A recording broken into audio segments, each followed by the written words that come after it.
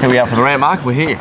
Yes, you're bathed in the halo today, Glenn, because we're going to vote you man of the match. Oh, okay. For the second day of the champ, the second and final day of racing ever, wasn't it?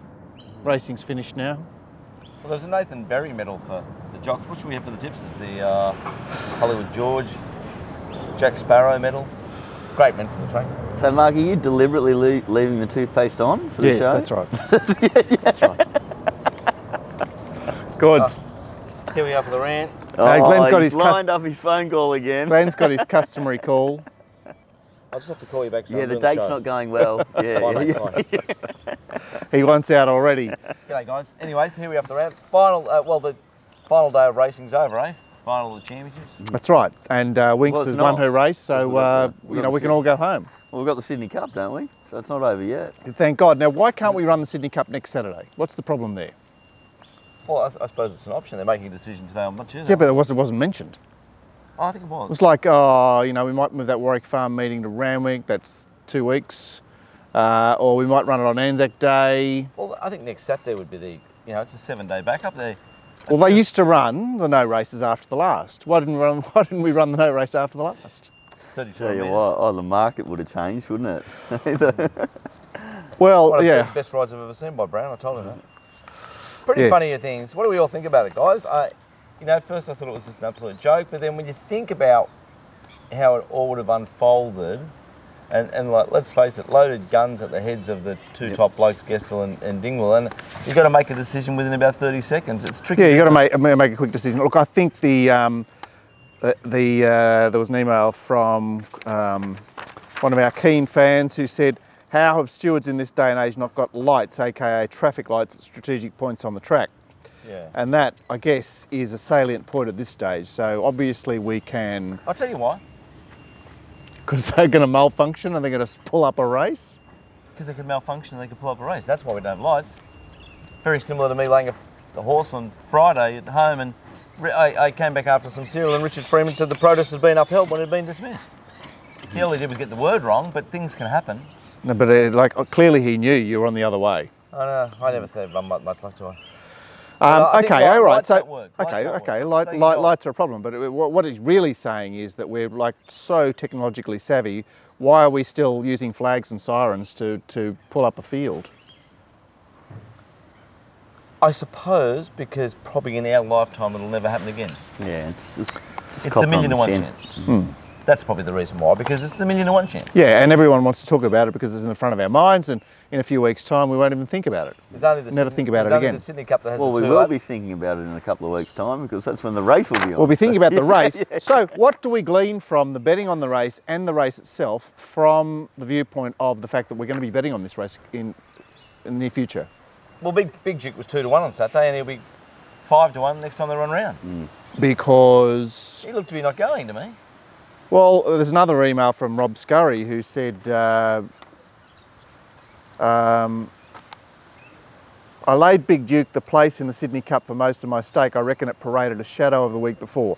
Interested in Glenn's thoughts on him. I agree with that. I didn't think it paraded well. I said that in my tips. And then he goes on to sort of do a Pollard-esque thing. Why am I on the wrong side of it again? Hashtag naturalism, cockplate 92. Hashtag Churchill Downs intimidation. Hashtag Choisir Planchet. Choisir Planchet is hard to live with. That could have turned you off racing forever. Choisir Planchet. Another great decision there by VRC. Yeah, just for the benefit of those viewers who aren't familiar with that, Glenn, walk us through it. Oh, Sean Swear moved out and Planchet moved out, and Choisir moved out and Planchet moved out. They never ever touched. Choisir beat it the length. Protest upheld. Weirdest decision of all time, that, and still talked about in racing circles. Are we recording, mate? Yeah, we're recording, Glenn. I can't see anything. I'm blinded. I put you in the sun because I thought... The old ginger nuts are really glowing in the sun. They are. What about the fact that it's now 20 degrees cooler today? I know, how cold's it got? And which is turning up. Anyway, let's talk about this no race. So the horse breaks down. First of all, Sydney Cup's the only race we do 2 laps at Randwick. We don't do 2 laps at Warwick Farm. We don't do 2 laps at Rose. Oh, yes, we do the Stayers Cup, they 2 laps? Yeah. Yeah, and then once or twice a year at Canterbury. So 4 races a year, going past the winning post. Horse breaks the back leg, which is unusual. Hard for the horse to get up. The jockeys went down. I mean, it's hard for us to come on here and carry on and go, that was a joke, and blah, blah, blah, and, you know, Jockey's like, blah, and then, of course, an hour later, a poor man up north went to work to ride a few horses and got 2 kids and doesn't come home, and it's pretty sad. Yeah, okay. So, I mean, I don't have any feelings. But in the cold light of day, it's you know, everyone's going, yeah, good as gold. But I think in the heat of the moment, you know, you're going to say things that are you wouldn't necessarily say at this point. It's a risk v reward sort of situation too. Like, people are like hammering at the gates to try and say how unethical the whole game is. Imagine if something did happen. What about the dirty, filthy protesters? They gave them a gobful last week. We've had 2 horses die in 2 Saturdays. It's just your form, mate. How mocked am I? Like, honestly, fucking idiots, these horses are better. Nothing ever dies. I know. Like, honestly. And then a rider got killed at Warialda, and then a girl's in a bit of trouble, and that's just 1,000 times worse than a horse dying. A million times worse than a horse dying. Did you lay Sergio this morning? Yeah. You are Mr. Black Swan, but on the wrong side. That's all right. It's all wow. fun. It is funny. All right, so should we just get her to Winx, Glenn, and not talk about her again? Oh, can we just get over Winx? How boring is she? She stifles betting. She's no good for racing. Leaves me cold. Everyone weighs a blue fag. Like, boring. I'm back to the United States of place there. Right, and watch Corey hit Sense of Occasion 50 million times with the whip. Watch Hartnell move out underneath it. Watch Damien make 15 wrong decisions and then miss a hole. Yeah, it seemed a particularly poor effort by Ollie, and the surfing punter was quick on Twitter saying, "Tell Glenn to give it to Ollie, that was horrendous." It was a horrendous ride for 760,000 for second and 400,000 for Yeah, third. Wow, it's a lot of money. Horrendous ride there by you, Ollie. You are born to be average, but you're so rich and successful. All right, Paul Daly from Ratings to Win, he suggested that Winx's figures on Saturday were her best ever. What, so she's just getting better? She's getting better. Okay, well, just not run the next 4 races next time. She just say she's won them and forget about it. And put some country championship more on. Something to bet on. Mary or down More highways. More highway. See, that's just unbettable. Oh. And it gets more and more sickening. It got really sickening with Black Caviar, and now it's like... Yeah, but I mean, we've got a 10 race program. You've got 9 races to bet on. I'm sick of... And, you know... The whole scenario, the chick in the blue and black dress, like the owner, honestly. Big hello to Anthony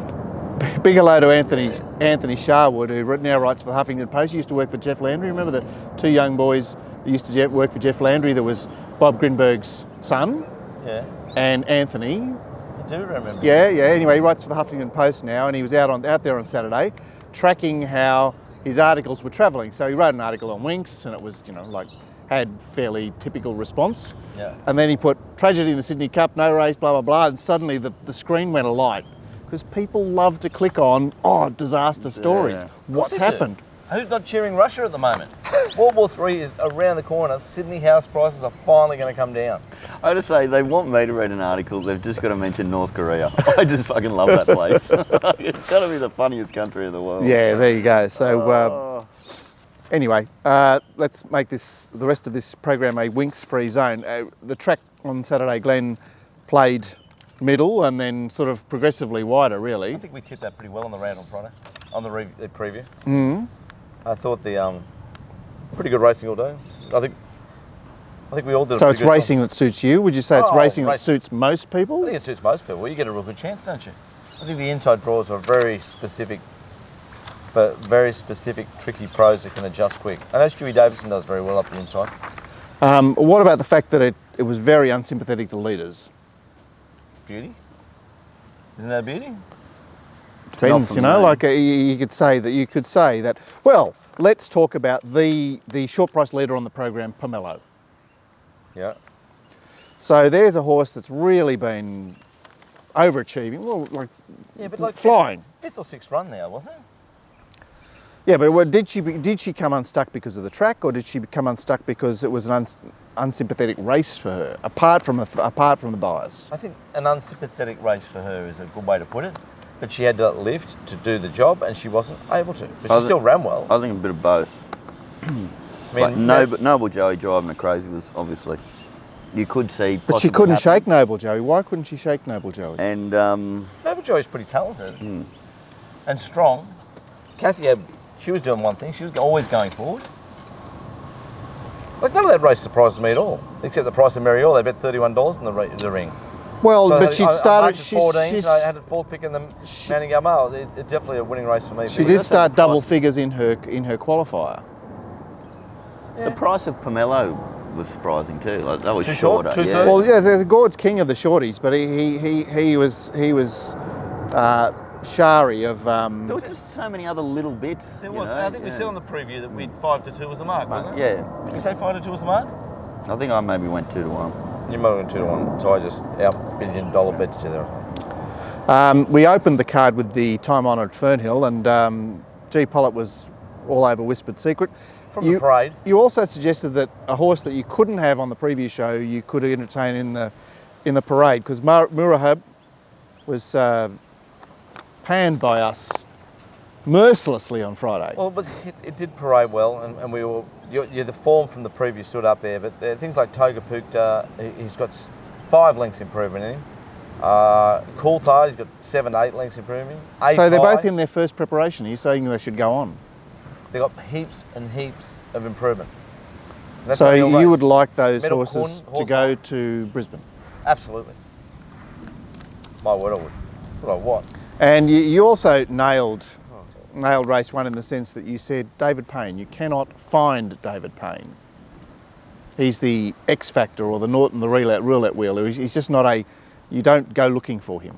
You look for him fresh first up when he's 80s to run a place. Well, you're not really looking for him. You're like he's in a bracket all by himself. In a bracket and doubled up with Brown first ride of the day. Look, I suppose it was a line on the track, given that Whispered Secret just sort of circumnavigated the field. They went particularly slowly, which certainly helped her. And that's probably all we need to say about the race. Race 2. Wow, race 2, Pollitt actually gets a photo. General Listener, thank God. And hysterical, as soon as she was crossed, she was no hope. Probably if she led, she was no hope. Yeah. It's an interesting $5 chance that probably never had a chance. Didn't like it on Friday. Didn't like it. Didn't like it. Thought barrier 2, barrier 1, whatever it had. No good for it. There was a bit of a spruik around for the Victorian. It was. And Strong money for Uber Tuber, which was surprising at that price. Strong money. Horse that'll improve from the parade is Peacock. He'll get legs better, and I would look for him in Brisbane for sure. well, I think you also do better having a run back in Sydney. I know, Gord, you're always looking for them to return and set themselves up again. Yeah. But it wasn't you. Well, had it been running in Melbourne or not? Yeah, but yeah. It's had 3 runs down in Melbourne. Trial? Your pen job did. Have Yeah, a trial. So I can sort of... Half a give with it. Yeah. Okay, yeah. trial. I thought the run of the race was Rosa Carolina. I think she's travelling really well. I mean, maybe that's the end for her. She's a She lot, probably- lot better than I thought. I thought she was like a Wednesday horse, and I'm wrong. Did a really good job. Yeah, but there. it's the key to these horses. They find some sort of lever. Like Rosa Carolina sat outside the lead at Newcastle. A couple of horses had the drop on her. I know they're not much good. One of them won on Saturday, but I'm speaking of Tickling and that other mare that won on Saturday. Tickling wouldn't win at Katoomba. I know you say that, but what I'm saying is that if this horse puts itself in a position where it's a bit vulnerable and it's strong to the line under those circumstances, they can take on the world. Yeah, line chasers can't they? So you see a horse that you don't have much of an opinion of, but if it does something in a race where you go, well, it did a good job there, Yep. they're potent their next start. Yeah. She was the best running the race. The 2-year-old fillies race was, well, Al Manzora was sick on the betting. Yeah. Sort of got him right in the preview when, it was a big jump for it. That style doesn't stand up going up and past. Well, I think beauty is in the eye of the beholder there. It's like they practice in their maidens. They come out and they're just shaping up. There's probably never much depth behind them, but how are they going to progress? I seriously want to have a look at the data on O'Shea horses at Randwick compared to Rose Hill. You got to be a bit tougher at Randwick. On his stable? Yeah. So I'm saying the blue colours would have far better results at Rosehill than they would at Randwick. The question should be asked about the race is how didn't formality put its number up?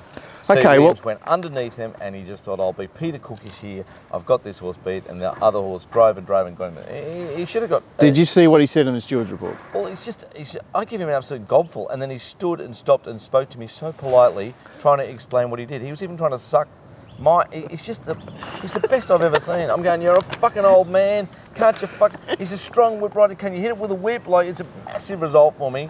Oh, look, you don't understand that. This is what happened. Oh, now I do. Oh, for fuck's sake, just tell me to get fucked. All right, but he's gone and told the stewards that the horse didn't handle the track all the way around. Complete crap.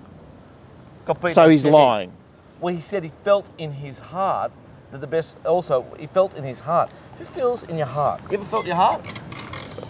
He's being sincere and Felt compassionate. in my heart. I'd rather he use his fucking brain, and being a strong whip rider, when he gets in a position, a horse pushes the horse out and leaves no doubt in punters' minds. It left a lot of doubt in my mind. And the fact that Mark Zara grabbed him, the only two Melbourne riders in the race, looked particularly sus to me. All right, the winner was... Well, a little bit sus. The winner was very strong in the betting. Very strong in the betting. Got the job done. How didn't Sue Williams win?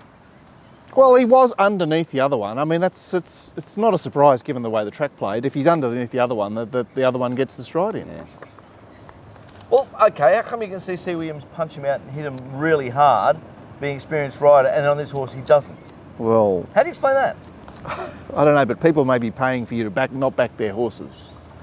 Now, Serena Bay, Glenn, you touted her from Goulburn. I realise this was a serious race that she ran in, but where to for her? Maybe Queensland, maybe the Spelling Base. I still think she went particularly well. She went well. And we sort of, do we need to send Al Manzora out now, or can she? She can bounce back. We've pretty much spoken about the provincial championship, which I went out there and stuck my head out a few weeks ago and said, how is it fair that Canberra have to play the provincials, and they've run 1-3 in the race? So. Nothing like sticking your head on the chopping block there. Nothing like it. The 3-year-old sprint race, Global Glamour, another favourite that we were very, very hard against on Friday. And was the best run in the race. She's really resurrected herself there quite well. Terrific horse. But I will say this thing: never going to win. Never going to win, but. So what a great run. Great run. And this strange prep she's had as well. Give her a proper prep Let's give ourselves a wrap here. She was 2-1 on Friday morning. I priced her 5s. What did you price her? I priced her 8s. 8. She started 370, and at no stage was she ever going to win. No. So she did go well. So Darren has fairly clearly outpointed her, and you say no stage she's going to win, but that's because we knew the way the track was playing at this stage. If the she track did race OSL. Like she didn't race. She didn't race in the lead. She would have won. She found a lure there, which I think assisted her. Was some disappointing horses. Were you going to make up your mind about OSL? No. Well, like obviously, I'm saying that she couldn't lead all the way and do what she did. Let's talk about some of the others. Impending appeared to have no luck at all. Appeared to have no luck. Sprite appeared to be outrageously. It was 25 to 1 at one stage. At $20 plus on the fair, like outrageous price, and ran better than that. Still only ran 14s. And Horry you was couldn't top, say it ran 10s. Horry was top odds Glenall right it throughout betting, 2 rolls over everybody. $6.50, he was $7.50, 7 left it there. And it's run 7th. He has a crystal ball, that Rob Waterhouse, sometimes. He's all right, so Gord was never in the Glenall corner. He was hard against Glenall. What about the idea that that's its first run past 1100? There was quite a few question marks, wasn't there? But I mean, could it be better? Could it be better at the shorter course? Well, what? Jerry's out there with me on that horse. Needs a spell. Defcon Glen returned from a long spell there. And tracked at the 600. I thought he was going to win. Heaps of condition. Went really well. I mean, those races really can't be winning first up. No. And what do you make a tactical advantage, boys? Well, he's just time for a spell. Yeah, over the top. Like he, his wheels were spinning last time, partly because of every track, but partly because he'd. And he's another one that he's won at 1200, but he's won in that 4-horse field. 1100's looking right for him. Okay. Let's get to the Oaks. Congratulations to the people with the Squiddy Spirit. How brave a run was it? And what a great run it was. It was a great run, and as forecast, she was midfield out of the gates. Yeah, well done there, Mark. That was really clever. Although Jay Ford did particularly well in not being on the inside out of the gates. Then he pushed on, took up the lead, got the pace going, which was great. Bonneville, what can you say? Like, Well, why was she 480? why was she 480? We tipped a Blanc. She was Hard on the heavily Friday. laid. Tipped at number 1 mounting yard male. Never went round like a dead set 5 to 4 chance. Are you in a position to collect your winnings on Lasketti Spirit, or is it Betting something $4. something off the old? I don't know what you guys kept thinking about Louboutin. I've got to say that. We were under the B Baker spell. We need to get under the M Baker. I think as far as that race was concerned, it was more I was against Lasquetti, but I got to say that she went absolutely fantastic. All right, so let's get you go to the Queensland for the Oaks. I hope so, and she'll win. Tough mare. By the way, a perfect rhyme, another great job too. Great job. You know. So what's the key to that race? Because the 2000 of the Storm Queen, the Group 1, I wrote an article last year about the fact that those horses go particularly, the best finish in the Storm Queen goes particularly poorly in the Oaks. And there's Nurse Kitchen. She was favourite for most of the betting. She started equal favourite, and she's been beaten only 13 and a quarter lengths. Aren't you saying like that's just a hell of a weak race? I say just going forward that this time of year, when we get these wet races, we invariably do. These 3-year-olds come from New Zealand. We're going to be all well, 3-year-olds. Well, look at Perfect Rhyme, like running a winning race in that race. Like at the 800, Perfect Rhyme was the winner in the race, wasn't she? Don't know about that, Mark. I was looking at Bonneville. It was fun. Well, it you was knew jogging. you knew she was going to get Lasquetti Spirit. Yeah. Then it was about something else. How did you actually know, though? I just tell. You can just tell. I mean, she's only just got her. Like she's. Lasquetti's pretty strong, you know. She finds. Yeah. Okay, you guys knew. Okay, but you were right. I don't know how you knew, though. Well, we went into that with a certain impression of Lasquetti as well, so that would have been. So what did she beat Lasquetti? Perfect Run beat Lasquetti by? By a long neck. Tinty bit. Okay, and you two knew at the 800. I thought it was going to be more than that. Yeah. Okay, so you were wrong. Yeah, sort of. Wrong and right. Can I do both at the same time? The point about this race is that at 2400, 3-year-old fillies, we saw Gusta win Towel Up Winx 2 years ago in this race.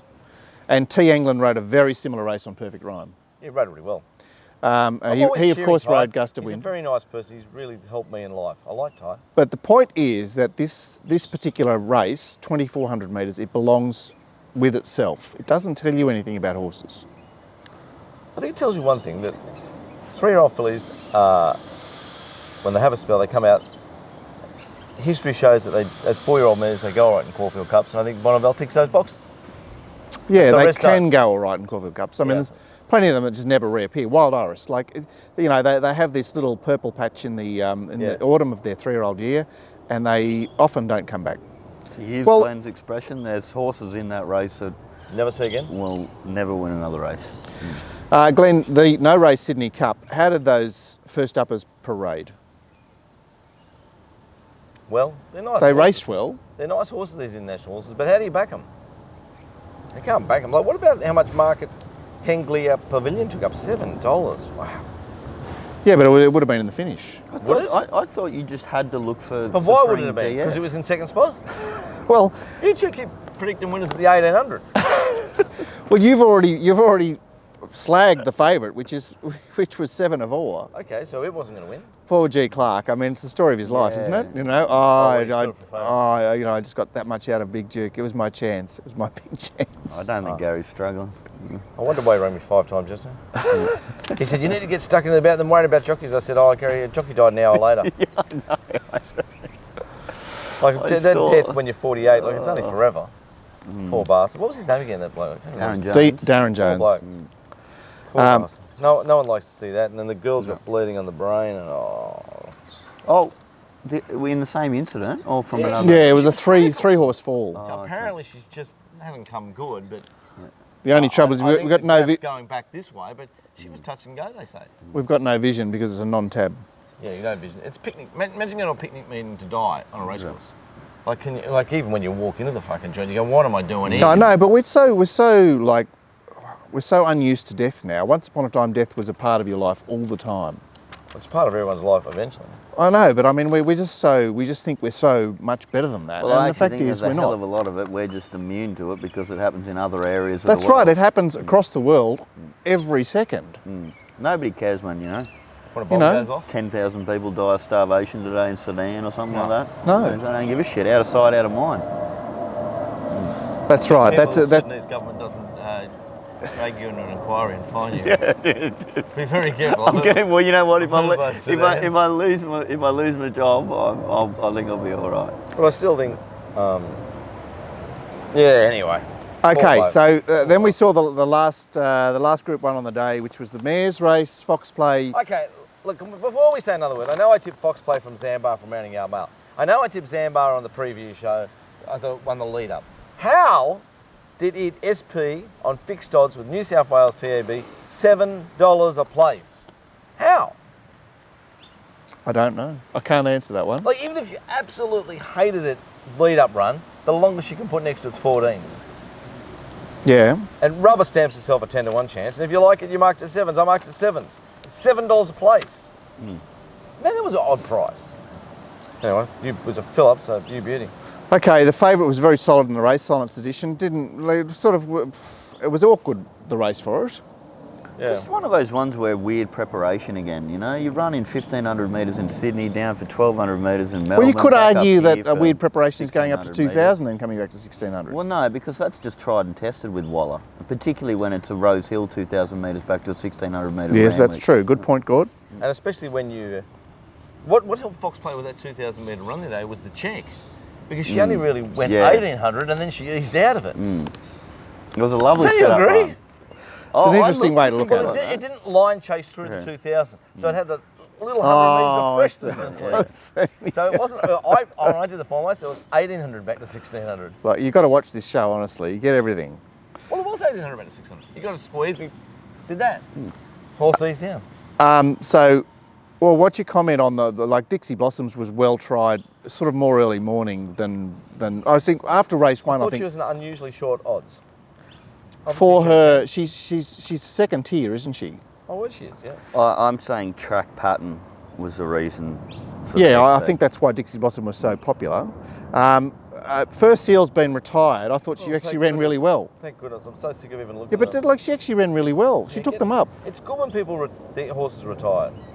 Don't you enjoy it? And Euro Angel pulled her head off the entire way round. Ran well above Like its SLA. and like he didn't even bother with her in the straight C Brown. He got so tired because she There was is pulling. a length away from the place getters. She was trucking into the race at the Glenn finish. Pollard, I'll be rich if it runs a hole. Well, surely that's a pox on the race, isn't it? So the only horse you can forgive in that race are the horses that drew inside.